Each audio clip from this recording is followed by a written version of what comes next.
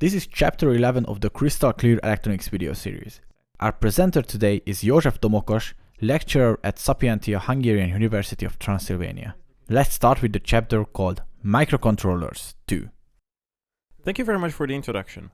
My partner today is Bence Bárány, an electrical engineering student at the Budapest University of Technology and Economics. In this chapter, we will move on to the practical application of microcontrollers by looking at some example programs.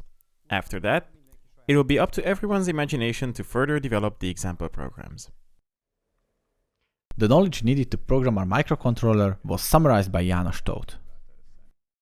Before we get started, let me introduce a subject linked to this chapter. I've brought a mini LED Christmas tree made by my students at Sapientia University. It will give you some ideas after we finish this chapter, so you can build a similar circuit with the Atmega microcontroller. From software, you can implement flashing in several patterns, just let your imagination run wild.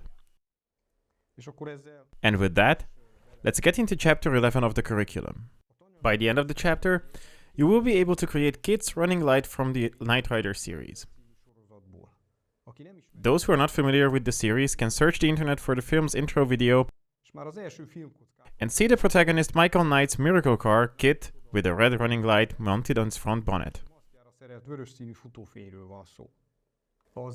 During the previous parts, we have installed the development environment. Now let's get a closer look at it and create our project. This can be achieved from several places. The easiest way probably is the File menu. Choose a new menu, then the Project menu. After that, we need to set the type of the project.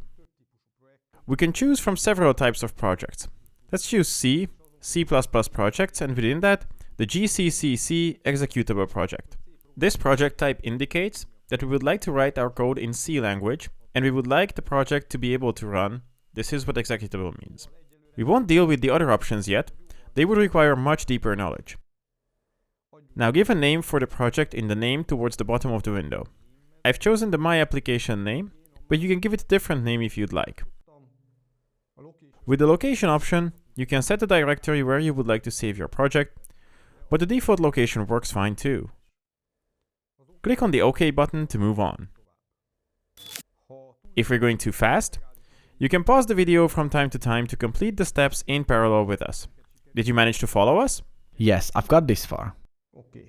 In the next window, we can choose the type of microcontroller we want to use.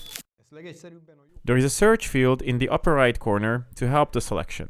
In our case, we need to search for the keyword ATmega16A. Of course, if you use another microcontroller, choose another one. Under the device info pane, you can find the controller's datasheet and the supported programmer devices. Pressing the OK button creates our project. When the project is created, the development environment creates a C file with the same name as the project. This file contains a main function with an infinite while loop inside. Now we can start to develop software for our microcontroller. Did you manage to follow the steps to set up the project? Yes, I did. It was quite simple. It completes the project. We have reached the end of the first video. In the next part, you will learn about registers. Bye!